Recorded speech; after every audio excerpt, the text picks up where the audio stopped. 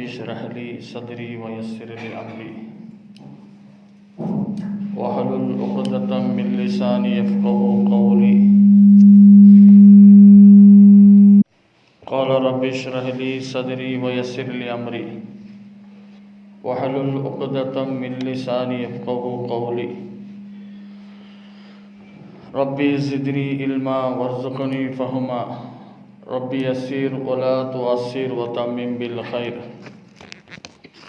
اللهم ارزقني علما نافعا وحفظا كاملا ودراية فهما وزقيا إلى تحصيل العلم برحمتك يا أرحم الراحمين. الحمد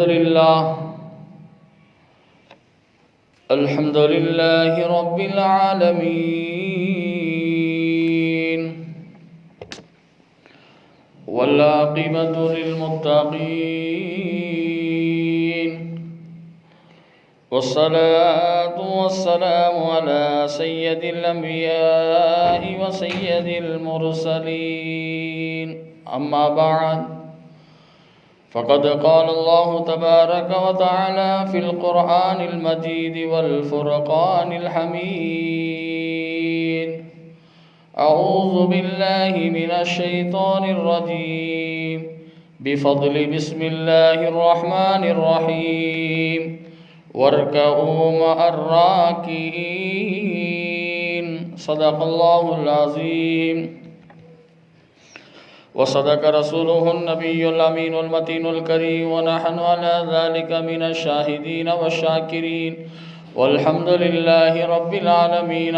كما قال عليه الصلاة والسلام: إنما الأعمال بالنيات وإنما امرئ من كل ما نوى. அல்லாஹு சுப்ஹானஹு வ தஆலா இந்த அகிலத்தை படைத்து பரிபாலிக்கும் செய்கின்ற வல்ல ரஹ்மானை போற்றி புகழ்ந்து இந்த ஜுமாவுடைய பயானை ஆரம்பம் செய்கின்றேன். ஈருலகத்தின் சர்தார், கண்ணுக்கும் மேலான கண்மணி நாயகம் ஸல்லல்லாஹு அலைஹி வஸல்லம் அன்னவர்கள் மீதும், அன்னவர்களை பின்பற்றிய உத்தம சத்திய சஹாபாக்கள், தாபியின்கள், தபா தாபியின்கள், ஷுஹதாக்கள், அவுலியாக்கள், அம்பியாக்கள், நாதாக்கள், நல்லவர்கள் மீதும் அல்லாஹுவின் சாந்தியும் சமாதானமும் என்றென்றும் நின்று நிலவட்டுமாகுக. இங்கு அமரக்கூடிய நம்மவர்கள் மீதும், இன்னும் இந்த ஜுமாவிற்கு வருகை தரக்கூடிய ஈமானிய நல்லுள்ளங்கள் மீதும், பயானை கேட்கக்கூடிய தாய்மார்கள் மீதும், சகோதரிகள் மீதும் அல்லாஹுவின் சாந்தியும் சமாதானமும் என்றென்றும் நின்று நிலவட்டுமாகுக. கண்ணியத்துக்குரிய அல்லாஹுவின் நல்லடியார்களே, சென்ற வாரம் தொழுகை இல்லாவிட்டால் என்ன தண்டனை இருக்கிறதோ என்ற அடிப்படையில் சில ஹதீஸ்களையும் சில ஆயத்துகளையும் சில சம்பவங்களையும் உங்களுக்கு முன்னால் சமர்ப்பணம் செய்தேன்.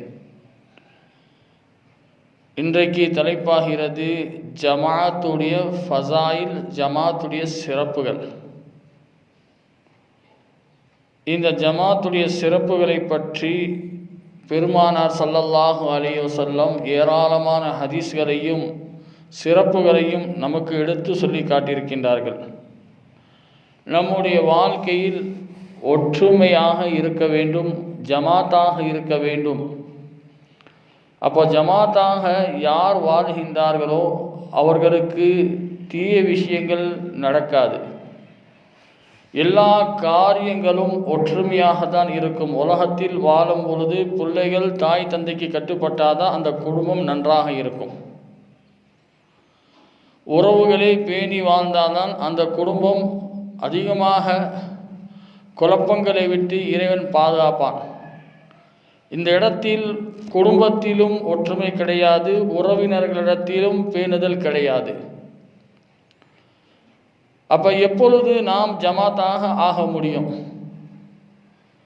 இந்த பள்ளிக்கு வந்து நாம் ஜமாத்தாக தொழுதால்தான் இந்த பள்ளி ஆபாதாகிறது, நம்மளுடைய வாழ்க்கையும் ஆபாதாக இறைவன் மாற்றி அமைக்கிறான். ஆபாத் என்பது ஒற்றுமை. இந்த ஒற்றுமை குறித்து இறைவன் சொல்லும் பொழுது ஒற்றுமை என்ற கயிற்றை பற்றி பிடித்து கொள்ளுங்கள் என்று இறைவன் ரொம்ப அழகாக சொல்வான். இன்றைக்கு பள்ளிகள் எல்லாம் ஆபாத் இல்லாமல் இருப்பதின் காரணமாக பல பிரச்சனைகளுக்கு இந்த சமுதாயம் ஆளாகி கொண்டிருக்கிறது.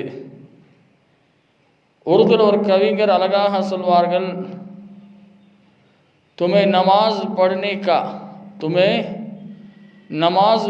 का इरे खुदा के पास खड़े होने का क्या राज है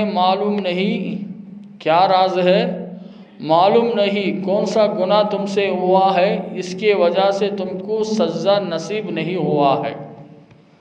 இதோடைய விளக்கத்தை பார்த்தோம் சொன்னால், நம்ம என்ன பாவம் செய்தோம் என்று நமக்கே தெரியாது. இறைவனுக்கு முன்னாடி நின்று சஜிதா செய்யக்கூடிய தௌஃபீக்கை கூட இறைவன் நமக்கு கொடுக்கலை என்று கவலைதான் இருக்கிறது. இன்றைக்கு தலைப்பின் கீழ் நாம் இந்த விஷயத்தை கேட்டு பேணி நடக்கவில்லை என்று சொன்னால் நம்மவர்கள் நஷ்டவாளிகள் மட்டும்தான். இதைவிட நஷ்டவாளி வேறு யாரும் கிடையாது. இறைவன் சொல்லும் பொழுது வர்கவும் மஅர் ராக்கியின், ருக்கு செய்யக்கூடியவர்களோடு நீங்கள் ருக்கு செய்யுங்கள், சுஜூது செய்யக்கூடியவர்களோடு நீங்கள் சுஜூது செய்யுங்கள் என்றெல்லாம் இறைவன் தன்னுடைய வார்த்தையில் இறைவன் சொல்லி காட்டி கொண்டே இருக்கிறான். இந்த ஜமாத் என்பது இதோடைய எண்ண முடியாத அளவிற்கு இனாம் கிஃப்ட் இறைவன் வைத்திருக்கின்றான். இதோடைய அர்த்தத்தை சொல்லும் பொழுது, இதோடைய விளக்கத்தை நமக்கு எடுத்து சொல்லும் பொழுது, இதில் 2 வகையான நிம்மதி இருக்கிறது. இந்த உலகத்தில் உனக்கு நிம்மதி இறைவன் கொடுப்பான், மறுமையிலும் இறைவன் நிம்மதி அளிக்கக்கூடியவனாக இருக்கிறான். அதுக்கு பெயர் தான் இனாம், அதுக்கு பெயர் தான் கிஃப்ட் என்று சொல்வார்கள், பரிசு என்றெல்லாம் நம்ம சொல்லலாம். அப்போ ரசூலுல்லாஹி ஸல்லல்லாஹு அலைஹி வஸல்லம் 2வது விஷயத்தை நாம் பார்ப்போம். அனஸ் ரலியல்லாஹு தஆலா அன்ஹு ரொம்ப பிரபலமான ஒரு சஹாபி. அந்த சஹாபி அறிவிப்பு செய்கின்றார்கள். என்ன அறிவிப்பு செய்கின்றார்கள்? யார் ஒருவர் 40 நாட்கள் தக்பீரே ஊலா, இமாம் கட்டும் பொழுது தக்பீர் சொல்லும் பொழுது அந்த சனா ஓதுகின்றோமே, அந்த சனாவை விடாமல் 40 நாட்கள் வரைக்கும் அவர்கள் அமல் செய்கின்றார்கள் என்று சொன்னால், அல்லாஹு சுப்ஹானஹு வ தஆலா அவர்களுக்காக 2 கிஃப்ட், 2 பரிசை இறைவன் வழங்குகிறான். அப்போ சஹாபாக்கள் எல்லாம் பெருமானார் ஸல்லல்லாஹு அலைஹி வஸல்லம் கேட்டார்கள், அந்த கிஃப்ட், அந்த பரிசு என்ன யா ரசூலல்லாஹ்? ஃபிதாக்க அபி உம்மி, நாங்களும் என்னுடைய தாய் தந்தையும் தாங்கள் மீது அர்ப்பணமாகட்டும், அதுக்கு எங்களுக்கு விளக்கம் நீங்கள் தாருங்கள் என்று சஹாபாக்கள் அனஸ் ரலியல்லாஹு தஆலா அன்ஹு கேட்கும் பொழுது பெருமானார் ஸல்லல்லாஹு அலைஹி வஸல்லம் சொன்னார்கள், ஒன்று நாரை விட்டு விடுதலை, 2வது நிஃபாக்கை விட்டு விடுதலை. நார் என்று சொன்னால் நரகத்தை விட்டு விடுதலை. என்ன சொன்னார்கள்? நாருக்கு அர்த்தம் ஃபீ நாரி ஜஹன்னம், நார் என்று சொல்வார்கள். நார் என்று சொன்னால் ஓடை என்று சொல்லும், அதில் கொழுந்து எரியக்கூடிய நெருப்பாக தான் இருக்கும். அந்த நெருப்பை விட்டு உனக்கு விடுதலை இறைவன் வழங்குகின்றார். 2வது நிஃபாக்கு, நயவஞ்சகத்தனத்தை விட்டு உன்னை இறைவன் பாதுகாக்கிறான் என்று நபிகள் பெருமானார் ஸல்லல்லாஹு அலைஹி வஸல்லம் ரொம்ப அற்புதமான இந்த செய்தியை இந்த உம்மத்துக்கு எடுத்து சொன்னார்கள். அப்போ எந்த அளவிற்கு இந்த ஜமாத்துக்கு ரசூலுல்லாஹி ஸல்லல்லாஹு அலைஹி வஸல்லம் முக்கியத்துவம் நமக்கு கொடுத்துருக்காங்க. நம்முடைய வாழ்க்கையில் ஜமாத் இல்லை என்று சொன்னால் இந்த இஸ்லாத்தில் எந்த விதமான பங்கும் கிடையாது, எந்த விதமான வெற்றியும் அடைய முடியாது. தனியாக நீங்கள் என்ன அமல்கள் செய்தாலும் அந்த அமலுக்கு இறைவன் என்ன செய்வான்? பர்சன்ட் கூடாது, எந்த விதமான இது கிடையாது. தனியாக நீங்கள் தொழுதால் 1% தான் உங்களுக்கு நன்மை எழுதப்படுகிறது. ஜமாத்தாக தொழுதால் 27 மடங்கு நன்மைகள் உங்களுக்கு அதிகரிக்கிறது என்று ரசூலுல்லாஹி ஸல்லல்லாஹு அலைஹி வஸல்லம் சொன்னார்கள். அப்போ ஜமாத்துக்கு அவ்வளோ மகத்துவத்தை ரசூலுல்லாஹி ஸல்லல்லாஹு அலைஹி வஸல்லம் சொல்லி காட்டுகின்றார்கள். இன்னைக்கு எத்தனை பேர்கள் ஜமாத்துக்கு மகத்துவத்தை கொடுத்திருக்கின்றோம்? பாங்கோசை கேட்கிறது, இமாம் ஜமாத்தோட தொழுக வைக்கின்றோம், அந்த இமாம் ஜமாத்துடைய விஷயத்தை கூட நம்ம என்ன செய்கிறதில்ல, ஃபாலோ பண்ணுறது கிடையாது. அந்த நேரத்தில் வீணான நேரத்தில் அங்கே திரிந்து இங்கே திரிந்து வியாபாரத்தில் அதிகமாக மூழ்கி கொண்டு தான் இருக்கிறோம். இப்போ இப்படி வியாபாரத்தில் மூழ்கி இருந்தால் அப்போ இறைவனுடைய நெருக்கத்தை எப்படி பெற முடியும்?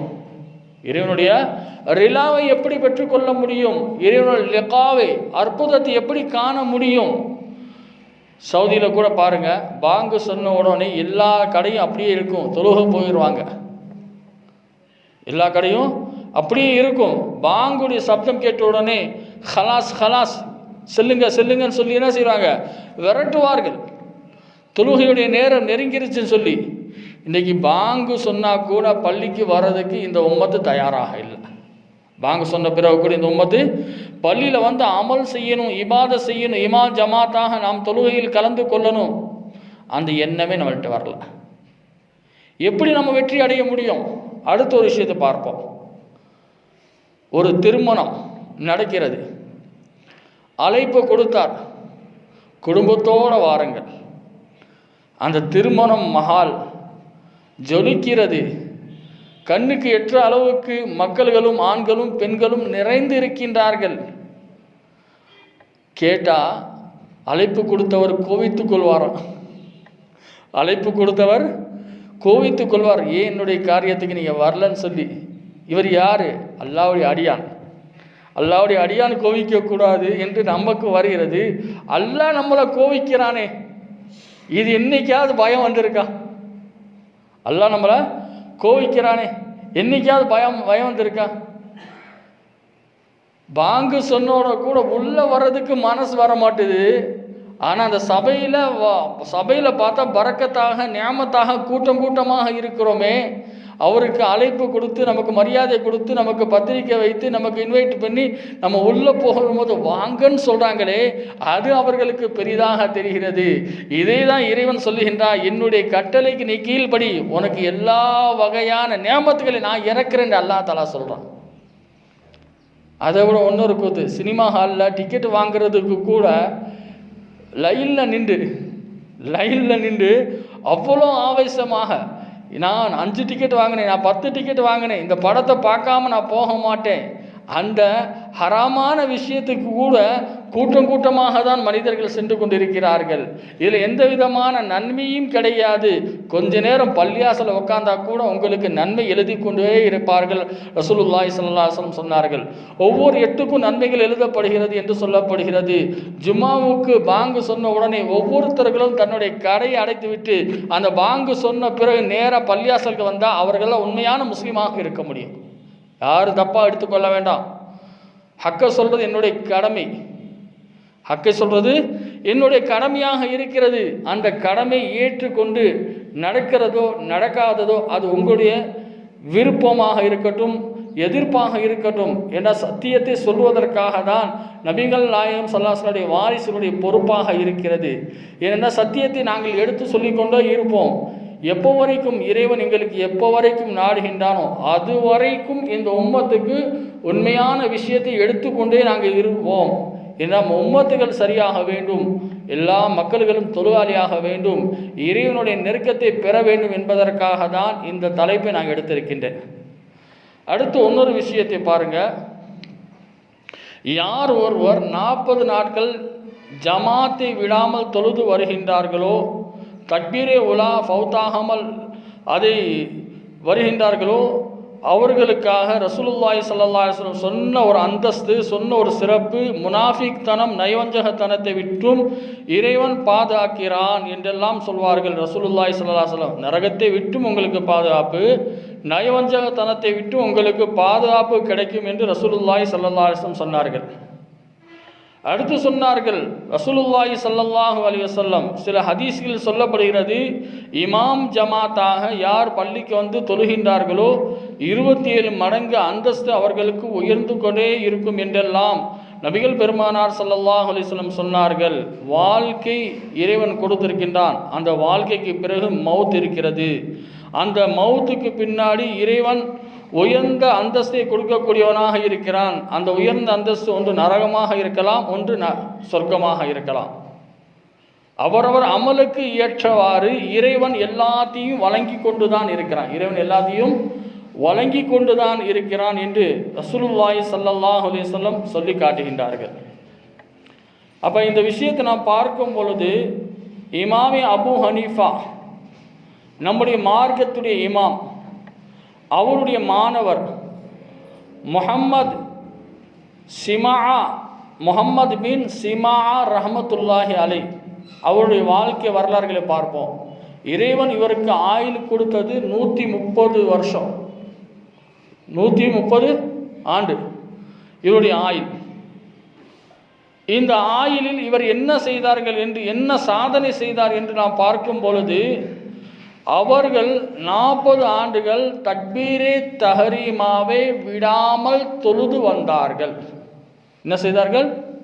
தக்பீரே தஹரீமாவை விடாமல் 40 ஆண்டுகள் அவர்கள் தொழுதார்கள், இபாதத் செய்தார்கள். அந்த அளவிற்கு இவருடைய இபாதத் இருந்திருக்கு. அப்பொழுது ஒரு நாள் சொன்னார்கள், என்ன சொன்னார்கள்? ஒரே ஒரு நேரத்துடைய தக்பீர் தான் எனக்கு விடப்பட்டது. கேட்டவுடன் அது என்ன விஷயம் சொன்னால், அன்றைக்கு தினம் என்னுடைய தாயாருடைய வஃபாத் என்று சொன்னார்கள். அந்த தாயாருடைய வஃபாத்துடைய நேரத்தில் தான் ஒரே ஒரு தக்பீரை ஊலா என்னை விட்டு கடந்தது என்று சொன்னார்கள். ஒரு தொழுகை தான் நான் விட்டேன் என்று சொன்னார்கள். அதற்காக பல நாட்கள் அல்லாஹ்விடத்தில் தௌபா செய்தேன் என்று அவர்கள் சொன்னார்கள். பல நாட்கள் அல்லாஹ்விடத்தில் தௌபா செய்கிறேன். இன்றைக்கு நம்முடைய நிலைமை, ஒரு காய்ச்சல் வந்தாலே அன்றைக்கு ஃபுல்லாக தொழுகை கிடையாது.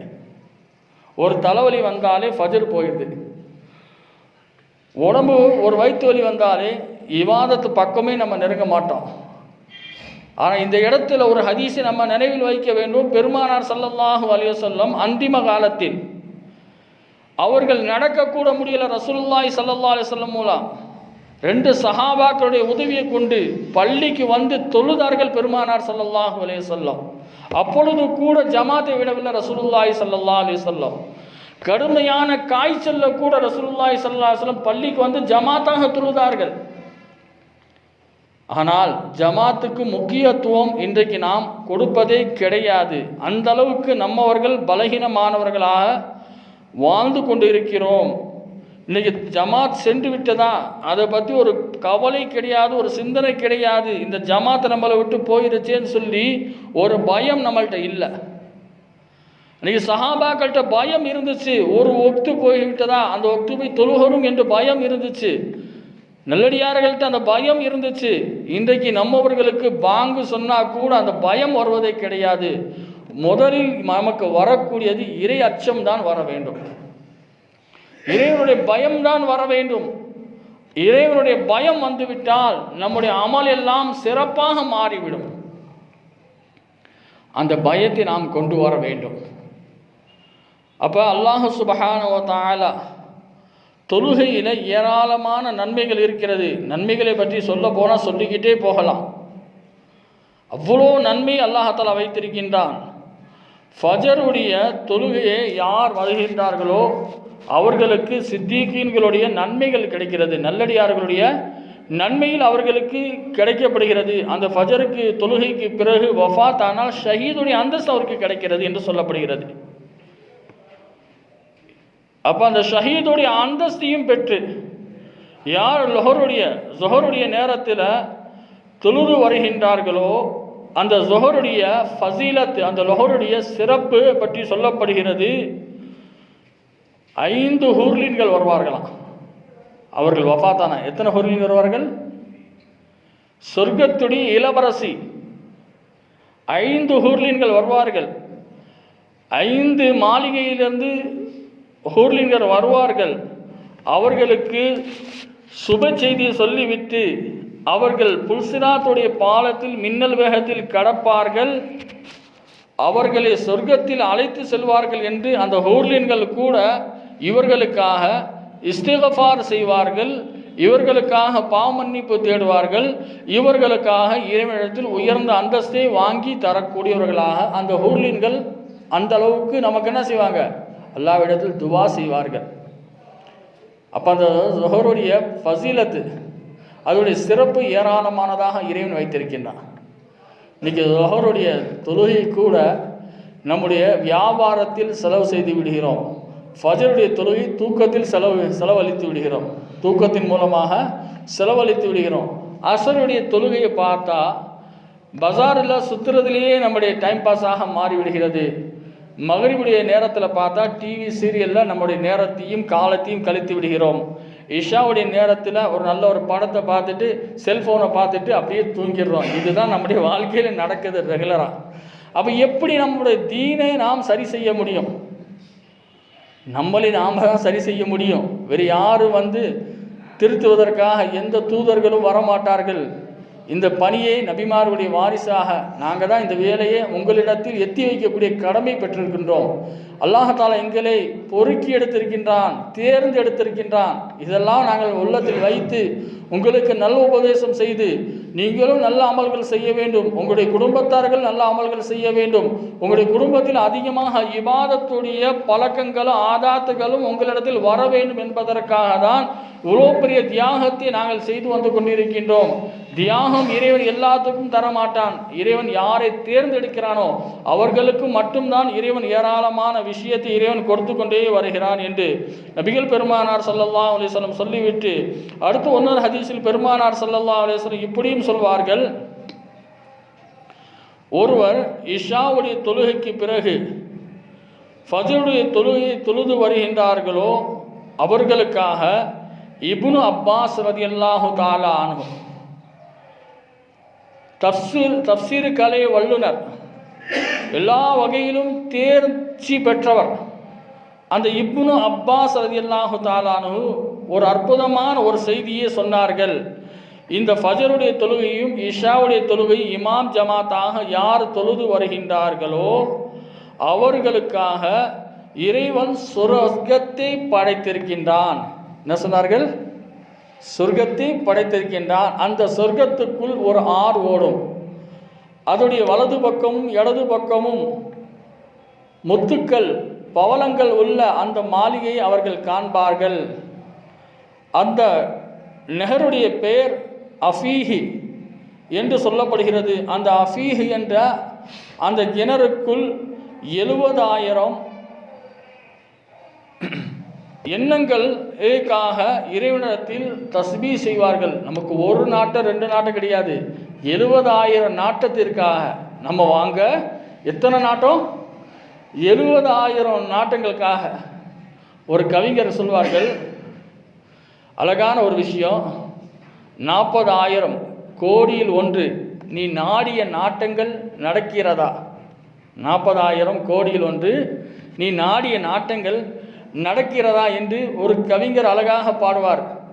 இப்போ எத்தனையோ 1000 கோரிக்கை நம்மளுடைய உள்ளத்தில் இருக்கிறது. என்னுடைய வாழ்க்கையில் அதை வர வேண்டும், இது இருக்கணும், அப்படி இருக்கணும், இப்படி இருக்கணும், எல்லா வகையான ஆசைகளை அதிகமாக சேகரித்திருக்கின்றோம். ஆனால் இருந்தாலும் சில விஷயங்கள் இந்த உலகத்தில் பார்க்கப்படுகிறது. பல விஷயங்கள் மறுமையில் இறைவன் வைத்திருக்கின்றான். பல விஷயங்கள் இறைவன் எங்கே வைத்திருக்கின்றான்? மறுமையில் இறைவன் வைத்திருக்கின்றான். அந்த நாட்டத்திற்காக தான் நம்ம ஓடிக்கொண்டே இருக்க வேண்டும். மறுமையுடைய சிந்தனைக்காக தான் வாழ வேண்டும். ஏன்னா இந்த உலகத்தில் எதுவுமே நிரந்தரம் கிடையாது. கொஞ்ச நாள் வாழ போகிறோம், அதற்கு பிறகு மௌத் இருக்கிறது, அந்த மௌத்துக்கு பிறகு வாழ்க்கை இருக்கிறது. இதுதான் நம்முடைய வாழ்க்கையாக இருக்கிறது. மறுமைக்காக நம்ம என்ன சேகரிக்கணுமோ அதையெல்லாம் சேகரித்து வைத்தால்தான் அப்படியாப்பட்ட அந்த அஃபீஹ் என்ற அந்த கிணறுக்கு பக்கத்தில் இருக்கக்கூடிய மலக்குமார்கள் நமக்காக இறைவனிடத்தில் ஹூர்லின்கள் என்ன செய்வார்கள்? துவா செய்வார்கள். 70,000 நாட்டங்களை இவருக்கு நீ நிறைவேற்றி தருவாயாக என்று அந்த அறிவிப்பாளர்கள் யார் என்று சொன்னால் இப்னு அப்பாஸ் ரலியல்லாஹு தஆலா அன்ஹு அவர்கள் அறிவிப்பு செய்து காட்டுகின்றார்கள். அப்போ இவ்வளோ சிறப்புகள் இருக்கிறது. ஏன்னா சிறப்புகளை கேட்டுக்கொண்டு தான் இருக்கிறோம், நாம் பயன் அடைய மாட்டோம். ஒரு பக்கம் கவலையாக இருக்கிறது. இறைவன் சொல்லும் பொழுது, யா அய்யுஹல்லதீன ஆமனு கூ அன்ஃபுஸக்கும் வஅஹ்லிக்கும் நாரா, உங்களையும் உங்களுடைய குடும்பத்தார்களையும் நரக நெருப்பை விட்டு இறைவனிடத்தில் பாதுகாப்பு தேடிக்கொள்ளுங்கள் என்று இறைவன் சொல்லுவான். இந்த அடிப்படையில் எல்லோருமே என்னுடைய குடும்பத்தார்கள் தான். நீங்களெல்லாம் நல்ல அமல்கள் செய்ய வேண்டும், இறைவனுடைய நெருக்கத்தை பெற வேண்டும் என்பதற்காக தான் ஒவ்வொரு நேரமும் உங்களுக்காக துவா செய்து தரப்படுகிறது. அடுத்து சொன்னார்கள், ஃபஜருடைய தொழுகைக்கு வருகின்றார்களோ அந்த ஃபஜருடைய தொழுகைக்கு பிறகு லுஹருடைய நேரத்தை எதிர்பார்க்கின்றார்களோ அந்த நேரத்தில் செய்யக்கூடிய அனைத்து பாவங்களையும் இறைவன் மன்னித்து விடுகிறான்.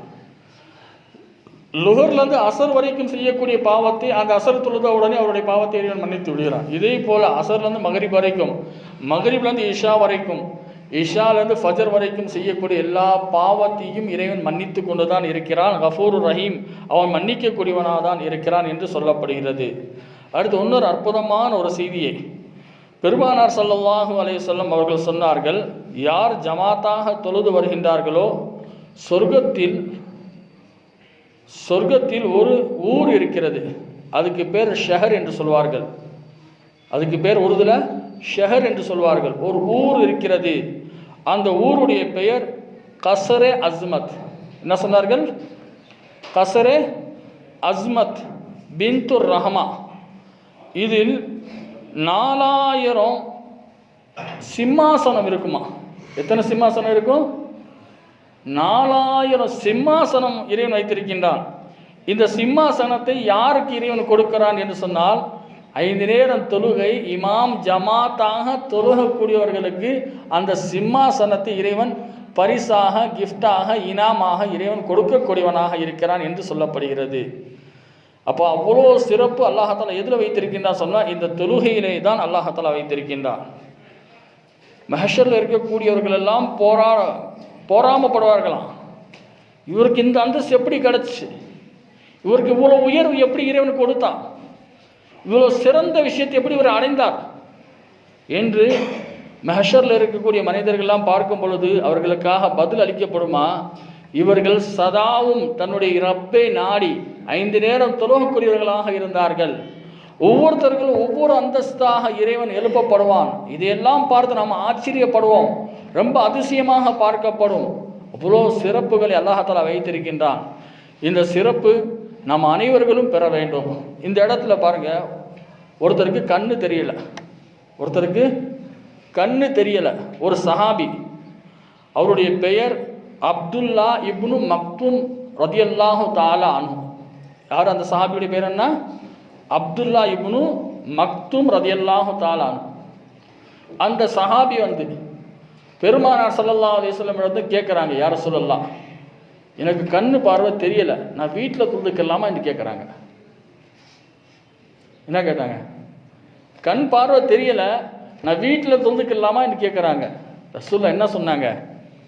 உங்களுடைய காதில் ஹய்யா அலல் ஸலா, ஹய்யா அலல் ஃபலா என்ற பாங்கோசை கேட்கிறதா என்று கேட்டார்கள்.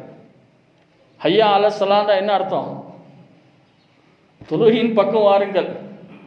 ஹய்யா அலல் ஃபலா, வெற்றியின் பக்கம் வாருங்கள். இந்த 2 சப்தம் உங்களுடைய காதில் கேட்கிறதா என்று கேட்டார்கள். யார் ரசூலுல்லாஹ் கேட்குது. இந்த பாங்கு சத்தம் கேட்டாலும் கூட நீங்கள் என்ன செய்யணும்? பள்ளிக்கு வந்து தொழுதே ஆகணும் என்று ரசூலுல்லாஹி ஸல்லல்லாஹு அலைஹி வஸல்லம் எச்சரிக்கை செய்தார்கள். என்ன செய்தார்கள்? பள்ளியில் வந்து தான் தொழுகணும் என்று. அந்த சஹாபியை பார்த்து கூட நபிகள் பெருமானார் ஸல்லல்லாஹு அலைஹி வஸல்லம் ரொம்ப அழகான விஷயத்தை சொன்னார்கள். இன்றைக்கு பாங்கு சத்தம் கேட்டும் கூட நம்முடைய சகோதரர்கள், நம்முடைய சகோதரிகள், நம்முடைய தாய்மார்கள் அந்த தொழுகைக்காக தயாராக மாட்டாங்க. எதற்காக தயாராகணுமோ அதற்காக இந்த உம்மை தயாராக இல்லை. ஏன் பிரச்சனை வராது? பிரச்சனைக்கு காரணம் நாம தான். இறைவன் நம்மளை நல்லா தான் படைச்சிருக்கான், நல்லா தான் இருக்கிறான். ஆனால் அல்லாஹாலா நமக்கு தௌஃபீக் செய்ய மாட்டோம். ஒமா தௌஃபீக் இல்லா பில்லா. அல்லாஹ் நாடி தான் சஜ்ஜா செய்ய முடியும், அல்லாஹ் நாடி தான் பள்ளியாசலுக்குள்ளேயே வர முடியும்.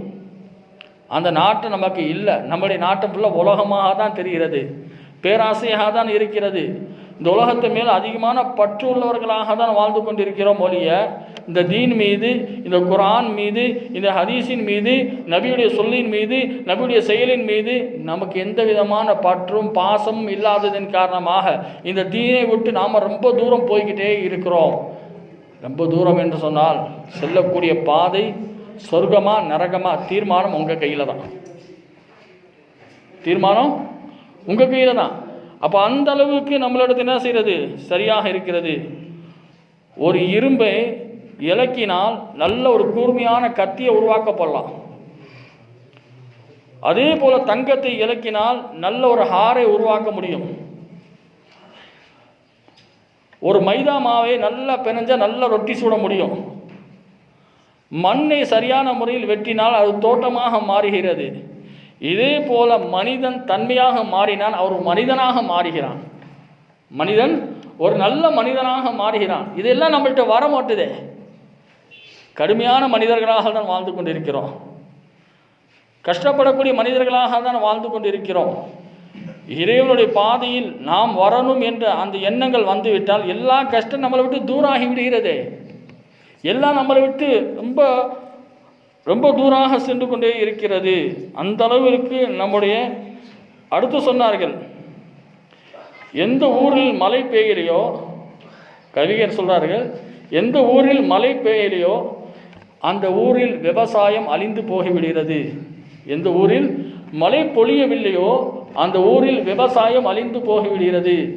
எந்த வீட்டில் தீன் இல்லையோ அந்த குடும்பம் வீணாகி போய்விடுகிறது. எந்த வீட்டில் தீன் இல்லையோ அந்த வீடு வீணாகி போகிறது என்றெல்லாம் சொல்லப்படுகிறது. அந்த அளவுக்கு நம்முடைய வாழ்க்கையில் தீன் இருக்க வேண்டும், தீனுடைய மகத்துவம் இருக்க வேண்டும். இன்னைக்கு ஜமாத்துக்காக தயாராக நாம் சரியாக இல்லை. அப்போ அந்த ஜமாத்துடைய தொழுகைக்கு நம்மவர்கள் முக்கியத்துவம் கொடுப்பதே கிடையாது. ஜமாத் தொழுவதற்காக என்ன தன்மைகள் வேணும் என்று சொன்னால், பாலிகாக இருக்க வேண்டும். பாலிகாக இருந்தால்தான் ஜமாத்து கூடும். பெண்கள் மீது ஜமாத்தே கிடையாது. ஜமாத்தாக தொழுகலாம், தராவி தொழுகலாம், இது சட்டமே கிடையாது. ஜமாத் என்பது ஆண்களுக்கு மட்டும்தான். அடுத்து சொன்னார்கள், ஆக்கிலாக இருக்க வேண்டும், அறிவாளியாக இருக்க வேண்டும். சோம்பேறிகள் மீது, பலகீனம் உள்ளவர்கள் மீது ஜமாத் கட்டாயம் கிடையாது. அடிமைகள் மீது ஜமாத்து கிடையாது. அடிமைகள் மீது ஜமாத்து கிடையாது. சுதந்திரமாக இருக்கக்கூடியவர்கள் மீது தான் ஜமாத் வாஜிப் என்று சொல்லப்படுகிறது. இந்த ஒவ்வொரு ஜமாத்துக்கும் பள்ளிவாசலுக்கு செல்வது நல்ல விஷயம். இப்போ ரோட்டில் போகிறோம், வீட்டை விட்டு வெளியே போகிறோம், ஒரே சாக்கடையாகவே இருக்குது. பள்ளியில் போய் தொழுதான் ஆகணும். நம்ம 2 கால் எட்டு வச்சோம்னா சாக்கடை நம்ம மேலே பட்டுரும். அந்த நேரத்தில் கூட நம்ம ஜமாத்தை விடக்கூடாது என்று தான் சட்டம் நமக்கு, ஷரியத் நமக்கு சொல்லப்படுகிறது. அடுத்து இன்னொருத்தர் சொன்ன, பள்ளியாசலுக்கு போனால் என்னை பார்த்து கடனாளி என்னை பிடிச்சிருவானே, இதுக்கு பயந்து கூட பள்ளிக்கு போகாமல் இருக்கக்கூடாது. ஒரு எதிரி என்னை சூழ்ச்சி செஞ்சு விடுவான், அங்கே போனோடனே எதிரி என்னை பிடிச்சிருவான், என்னை கேட்காத கேள்வியை கேட்டுருவான். அந்த நேரத்தில் கூட நீங்கள் பள்ளிக்கு போய் தான் நீங்கள் தொழுதே ஆகணும். அதே போல் கடனாளிகள் பிடிச்சாலும் சரி. அடுத்து சொன்னார்கள், ரொம்ப மழை பயங்கரமாக பெய்கிறது, தூஃபான் என்று சொல்வார்கள், ஆந்தி, கடுமையான ஒரு மழை, காற்று அதிகமாக இருக்கிறது. இந்த நேரத்தில் கூட நீங்கள் என்ன செய்யணும், பள்ளிக்கு வந்தே ஆகணும். இரவு நேரத்தில் கூட உங்களுக்கு வெளிச்சம் தெரியலை, அந்த நேரத்தில் கூட வந்து நீங்கள் என்ன செய்யணும், பள்ளியில் வந்து அமல் செஞ்சே ஆகணும் என்று தான் சட்டம் நமக்கு தெளிவாக சொல்லப்படுகிறது. அதே போல் நோயாளியாக இருக்கிறோம், நோயாளிகள் பள்ளிக்கு வந்தாலே நோய் ஓடி விடுமே. நோயாளிகள் பள்ளிக்கு வந்தாலே நோய் நம்மளை விட்டு ஓடிடுமே. நம்ம வந்து பள்ளியில் வந்து தொழுகிறது கிடையாது. ஐயோ பக்கத்தில் போனால் கொரோனா வந்துடும், நோய் வந்துடும். இஸ்லாத்தில் அதெல்லாம் கிடையாது. பள்ளியில் வந்து நீ தொழுதா ஷஹீதுடைய அந்தஸ்தப்படுவார். பள்ளியில் வந்து அமல் செய்தால் ஷஹீதுடைய அந்தஸ்து உனக்கு கிடைக்கும். ஏராளமான சிறப்புகளை இறைவன் வைத்திருக்கின்றான். கண்ணியத்துக்குரிய அல்லாஹ்வின் நல்லடியார்களே, அல்லாஹ் சுப்ஹானஹு வ தஆலா நாம் அனைவர்களுக்கும் நல்லபடியாக இமாம் ஜமாத்தாக தொழுகணும் என்று அந்த எண்ணத்தை யார் வைத்திருக்கின்றார்களோ, யார் இறை அச்சத்தோடு தொழுக வைக்கின்றார்களோ, அவர்கள் பின்னாடி யார் தொழுகின்றார்களோ, நபிமார்களுக்கு பின்னாடி தொழுகக்கூடிய நன்மைகள் உங்களுக்கு எழுதப்படுகிறது. இதுக்கு மேலே சிறப்பு வேறு எதுவும் கிடையாது. அதே போல் நல்ல அமல் செய்யக்கூடிய இமாமுக்கு பின்னாடி யார் தொழுது வருகின்றார்களோ, ரசூலுல்லாவுக்கு பின்னாடி தொழுது அவர்கள் வருகிறார்கள். இதுக்கு மேலே சிறப்பு வேறு எதுவும் கிடையாது. ஒரு சஹாபி பள்ளியாசலுக்கு போகிறாரு, அபு உமாமா பாஹிலி ரதியல்லாஹு தாலான்னு. 10 ஒட்டகம் காணா போச்சு. எத்தனை ஒட்டகம்? 10 ஒட்டகம் தூக்கிட்டு திருடிட்டு போயிட்டாங்க. ஒரு பக்கம் என்னுடைய தொழுது விட்டே ரசூல்லா, என்னுடைய ஒட்டகம் காணா. அப்பையும் ரசூல்லா அவருக்கு ஆறுதல் சொன்னார்கள். இந்த 10 ஒட்டகத்தை விட இறைவன் உனக்கு உயர்ந்ததை கொடுப்பான் என்று துவா செய்தார்கள் பெருமானார் ஸல்லல்லாஹு அலைஹி வஸல்லம். உன்னுடைய தக்பீரே ஊலா விட சிறந்தது வேறு எதுவுமே கிடையாது. அதே போல இஸ்லாமில் ஜமாத்தாக தொழுகக்கூடியவர்களுக்கு அல்லாஹாலா எல்லா வகையான நிம்மதி இறைவன் வழங்கக்கூடியவனாக இருக்கிறான். கடைசியாக ஒரு வார்த்தை சொல்லிவிட்டு முடித்துக் கொள்கிறேன். தொழுவதற்காக அமீரே முஆவியா ரலியல்லாஹு தஆலா அன்ஹு வீட்டில் ஃபஜ்ருடைய நேரத்தில் தூங்கிட்டாரு. என்ன செஞ்சிட்டாரு? தூங்கிட்டாரு. தூங்கி எந்திரிச்ச உடனே அழுகிறாரு, கதறாரு, கெஞ்சுறாரு. இறைவா, அந்த ஃபஜ்ரு தொழுகை போயிடுச்சு, கவலைப்பட்டார். இறைவர் 200 வக்துடைய நன்மையை கொடுத்துட்டான். மறுநாள் வந்து வீட்டில் வந்து கதவை தட்டுறான் ஷைத்தான். மறுநாள் வந்து கதவை தட்டின உடனே யார் கேட்டால், ஆனால் ஷைத்தான் தான், நான் தான் இப்லீஸ் தான். எதுக்கு? உங்களை தொழுவதற்காக நான் எழுப்புறேன்னு சொன்னான். உங்களை தொழுகைக்காக நான் எழுப்புறேன்னு சொன்னான். அப்போ விஷயத்தை கேட்டார்கள். நேற்று நீங்கள் புலம்புறதுக்கான உங்களுடைய பன்மடங்கு நன்மை கிடைச்சி, இன்றைக்கி உங்களை எழுப்பதற்கு காரணம் அந்த நன்மையை மட்டும் நீங்கள் அடையணும் என்று இதற்காக தான் உங்களை எழுப்பினேன்னு சொல்லி ஷைத்தானுடைய வாக்காக இருக்கிறது. கண்ணியத்துக்குரிய அல்லாஹ்வினுடையார்களே, அல்லாஹ் சுப்ஹானஹு வ தஆலா நாம் அனைவர்களும் ஜமாத்தாக இருந்து ஜமாத்தாக வாழ்ந்து அல்லாஹ் ரசூலுடைய ரிலாவையும் பொருத்தத்தையும் பெற்று நடக்கக்கூடிய தௌஃபீக்கு சொல்லக்கூடிய எனக்கும் கேட்கக்கூடிய உங்களுக்கும் அல்லாஹ் தஆலா ஆக்கி அருள் புரிவானாக. வாஹிரு தாவானா அனில் ஹம்துலில்லாஹி ரப்பில் ஆலமீன். சுன்னத்துல்லாஹ் சுன்னத்துல்லாஹ்.